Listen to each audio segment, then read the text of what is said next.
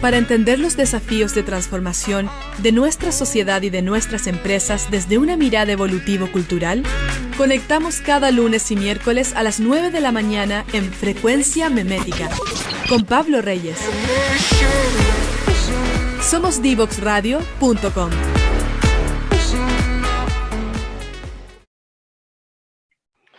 Bien, ya estamos de vuelta con Roberto Cami. Estábamos hablando de tecnología, de startups, de Venture Capital también. Y Roberto, quiero partir en este segundo bloque preguntándote, antes de entrar de lleno en tu libro, ¿cómo fue ese proceso de hacer esta salida con Equifax? ¿Cómo fue ese camino? Me imagino que también hay varias anécdotas sabrosas que contar. Si nos pudieses hacer ahí un resumen para los emprendedores que están en ese proceso justamente hoy.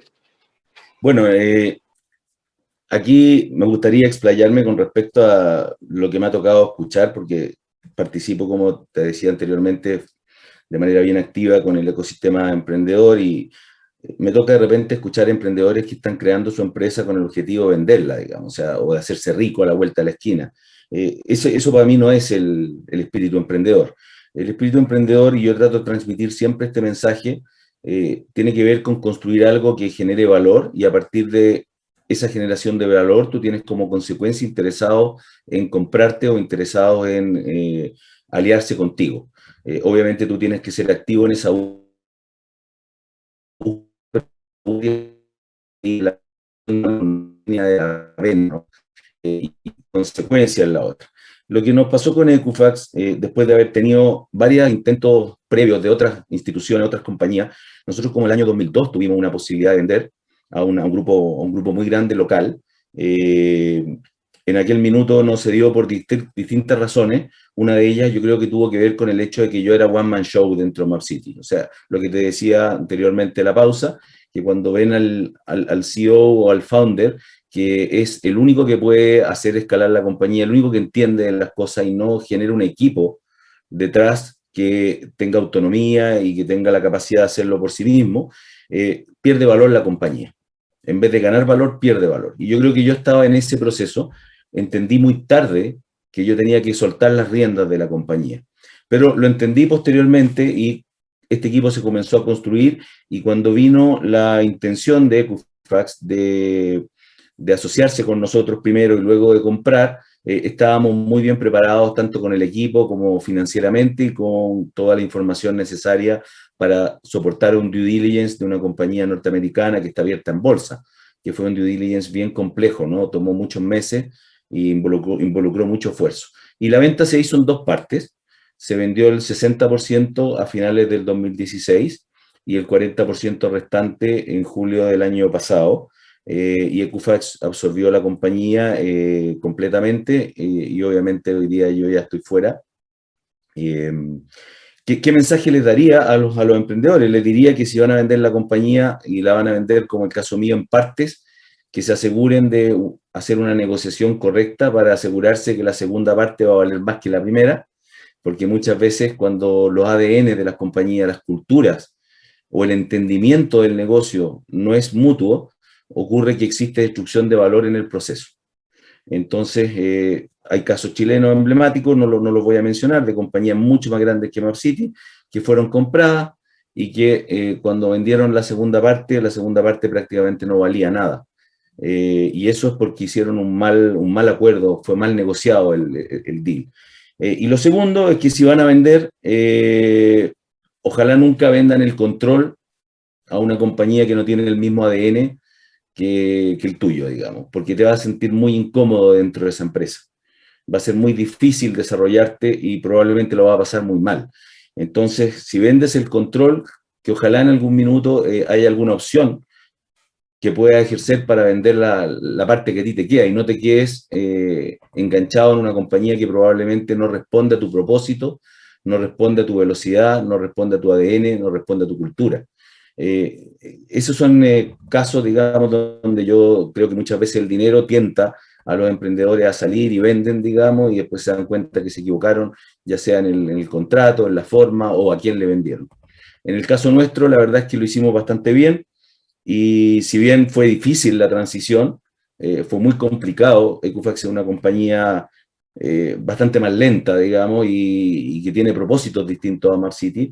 Por lo tanto, al comienzo fueron muchos choques, ¿no? Muchos choques culturales que no me hicieron pasarla bien, tengo que ser muy honesto, pero que yo sabía que venían. Eh, por lo tanto, me preparé para eso y sabía además de que había un plazo límite en donde ya va a pasar, ya va a pasar, ya va a pasar, y ese plazo ocurrió en julio del año pasado y logramos vender lo que quedaba y salir de la compañía, lo cual me tiene muy contento porque hoy día estoy trabajando en proyectos nuevos, ya llevaba un tiempo ahí y cosas de mucho más propósito, ¿no? Hablemos de eso justamente, Roberto. Tú escribiste un libro, hoy estás en diversas también otras iniciativas. Cuéntanos un poquito del libro y también en qué estás hoy en tus otros proyectos. Mira, el libro yo lo escribí con una intención totalmente distinta a la que tuvo finalmente en términos de resultados. El libro para mí era transformar una historia que creía que tenía valor para los emprendedores, y de hecho normalmente se me acercan emprendedores y me dicen quiero un café contigo. Hoy día los cafés virtuales son mucho más fáciles, pero siempre he estado disponible para conversar sobre algún tema de modelo de negocio, ayudarlos a resolver algún problema en el cual están entrampados, y me parecía ineficiente esa forma de colaborar, ¿no? Entonces dije, ¿por qué no vuelco toda esta experiencia, todas las preguntas que he escuchado en los últimos 25 años, y por qué no las transformo en una historia entretenida, en donde si esto lo toma una persona emprendedora o un dueño de empresa, etcétera, pueda nutrirse de toda la información que yo hoy día tengo para entregarle al mundo o para enseñarle? De manera humilde, digamos, porque evidentemente no soy el más experto en el tema. Pero lo que hice fue tomar información de los principales libros que hay hoy día dando vuelta, la bibliografía más potente que hay en el mundo del emprendimiento. Ahí hay uno de los libros que se llama Zero to One, que seguro que tú lo conoces, uno de los que más me marcó y que tiene que ver con la diferencia entre tener una startup pequeña y realmente escalarla, lo hablábamos anteriormente. Y lo que hice fue tomar no los tips, sino que las ideas fuerza de esos libros están puestas dentro del contexto de mi historia, y además entrevisté a emprendedores de clase mundial que aportaron con su visión. Por ejemplo, Uri Levin, fundador de Waze, ¿no es cierto? Está también Daniel Undurraga de Corner Shop, etcétera, y hay mucha gente que aportó en el libro con su visión. Entonces, al final el libro es un compendio, es como una novela entretenida que tiene suspenso, tiene emoción, tiene todo lo que una novela tiene, pero es un libro al final de negocio, pero de muy fácil lectura y muy transversal. Y el libro, que yo pensé hacerlo para mí y mi familia y mis amigos, digamos, en un ámbito bastante cercano, terminó comprando los derechos una editorial, Penguin Random House, y terminó siendo lanzado por el sello Conecta. Y la verdad es que tuvo un éxito que yo no lo sospeché, no fue planificado. El libro ya tuvo segunda edición, esperamos que este año pueda salir una tercera, y también compraron los derechos en Perú. Y ha sido un bestseller, digamos. Yo creo que tiene que ver con el hecho de que no hay mucha experiencia local en ese formato, y que cuesta muchísimo hablar de los fracasos, porque a uno lo invitan por los éxitos. Y en el libro yo tomé el enfoque del fracaso y partí de los fracasos para tratar de transmitir ideas que permitan a otros tener éxito. Buenísimo. Vamos a tener que comentar de este libro en el futuro también, porque creo que da para mucho análisis, reflexión, y también invitar a la gente a que lo adquiera. Roberto, para continuar, cuéntame un poquito de tu visión respecto del futuro. En este programa se reflexiona mucho sobre cómo la ciencia, la investigación, el emprendimiento, los nuevos negocios pueden permitir que América Latina tenga una mejor calidad de vida hacia el 2050. ¿Cómo es tu perspectiva de futuro respecto de estas temáticas, Roberto? A ver, una de las primeras cosas que me ha llamado mucho la atención, y me ha tocado también estar al otro lado de la mesa entrevistando, estoy en un programa de Radio Agricultura, se llama Desafío Digital, de panelista, entonces traemos también invitados muy interesantes y aprendo mucho de los invitados. Uno de los temas que aparece recurrentemente tiene que ver con la conciencia del empresario hoy día al hacer empresa, y que está muy unida a lo que significa el propósito, en donde tú ya no haces empresa solamente para obtener un cierto retorno para el accionista, sino que haces empresas para mejorar el entorno completo que te rodea con todos los stakeholders y para lograr construir un país mejor, ¿no es cierto? Con todo lo que tiene que ver, por ejemplo, con la conciencia de no ser el generador de CO2, digamos, o tratar de mitigar el impacto ambiental. Ese tipo de situaciones hoy día están en la mesa y creo que tanto los CEOs como los directores tienen un tema puesto en sus conversaciones que apunta a la responsabilidad que tienen como directores y como CEOs de desarrollar un mundo mejor. Yo soy bien confiado en lo que viene, sobre todo cuando nos toca hablar de lo que es el reemplazo, por ejemplo, de la fuerza laboral. Soy un convencido que en cada una de estas olas, ¿no es cierto?, que hemos tenido, que vamos en la cuarta, lo que ha ocurrido es que ha habido aumento de trabajo, pero claramente ha habido reemplazo también de trabajo y la parte que sí me preocupa tiene que ver con las distintas posibilidades que tiene la población en cada uno de nuestros países de acceder tanto a la tecnología como a la capacitación y a las competencias que se van a requerir en este nuevo mundo que más encima el COVID aceleró. Entonces, tengo un grado de preocupación no menor por quienes, por diversas razones, por donde se encuentran geográficamente, por nivel socioeconómico, por acceso, etcétera, etcétera, no van a poder subirse a este carro y probablemente la van a pasar muy mal.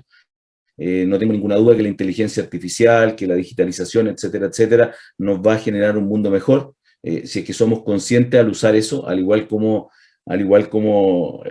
podemos usar la energía nuclear, ¿no es cierto?, para tener un escáner hoy día y poder prevenir enfermedades, también podemos hacerlo para destruir. La inteligencia artificial nos va a cambiar el mundo de una manera que yo creo que poca gente se imagina. Incluso yo tampoco tengo claridad, digamos, hacia dónde va la cosa, pero el uso que le demos va a ser totalmente distinto si es que lo hacemos con el cuidado que se debe y pensando en ese futuro que tú hablas del 2050. Y ojalá que ese 2050, en realidad, mucho antes de eso, seamos carbono neutral, digamos, que ese es uno de los temas que también impactan muchísimo al planeta. Entonces, yo te diría que esos son los dos temas que me preocupan. Me preocupa el planeta desde el punto de vista de la conciencia, en donde sí creo que existe esa conciencia y que se avanza en ese camino. Y por otro lado, lo que significa las nuevas tecnologías, la digitalización, con la gente que no va a poder subirse al carro. Me preocupa que va a haber ahí una brecha que va a significar pobreza de mucha gente, pero no por el lado de menos trabajo, porque mayor trabajo estoy seguro que va a haber. Roberto, se nos fue volando el tiempo. Me gustaría que nos pudieses recomendar un libro que haya sido significativo para ti, para quienes nos están escuchando. Bueno, lo primero que les voy a recomendar es un blog personal, porque ahí tengo muchas de las ideas fuerzas de mi libro y las que he seguido cultivando están en mi blog, se llama piensaalrevés.cl, los invito a leerlo, y justamente el último post de ese blog habla sobre ideas que yo obtuve de un libro que terminé de leer hace muy poco, que se llama Aquí no hay reglas, Netflix y la cultura de la reinvención. ¿Y por qué me llamó la atención tanto ese libro? Porque justamente lo que muestra, y lo mencioné en la entrevista, es sobre el empoderamiento del equipo, cómo empoderas el equipo y cómo tienes que atraer talento sobresaliente si quieres tener éxito. No basta con estar en la media, digamos. Netflix dice, si tú no eres sobresaliente, es probable que yo te eche, ¿no? O sea, si eres bueno, pero no sobresaliente, probablemente no sea esta la empresa para ti. Y es bien crudo el libro, desde el punto de vista de lo que plantea, pero lo plantea una empresa que ha sido tremendamente exitosa, por lo tanto, algunas cosas de ahí tendrán valor para que uno las pueda aplicar. Y yo creo que en mi caso me vi representado con cosas que no hice, que debí haber hecho, y que podrían haber acelerado muchísimo el crecimiento de MapCity, que hoy día en las compañías en las cuales estoy participando, ya sea como inversionista o como asesor, coloco el foco y digo, a ver, este es el momento de invertir. Metamos lucas para traer talento, porque el tiempo, el time to market es muy importante y es un libro que puede ayudar muchísimo a generar ese clic sobre algunas personas que probablemente piensan lo contrario. Roberto, te quiero agradecer infinitamente por el tiempo. Probablemente te volvamos a invitar porque hay mucho paño que cortar y cosas que ir conversando sobre estos temas. Así que te mando un abrazo, te agradezco el tiempo y nosotros vamos a una breve canción y ya estamos de vuelta para el cierre. Muchísimas gracias, Ángel. Gracias a todos por escucharme. No te quedes fuera. Conversaciones de futuro para Latinoamérica. Cada martes y jueves a las 9 de la mañana en LATAM 2050 con Ángel Morales. Somos Divoxradio.com.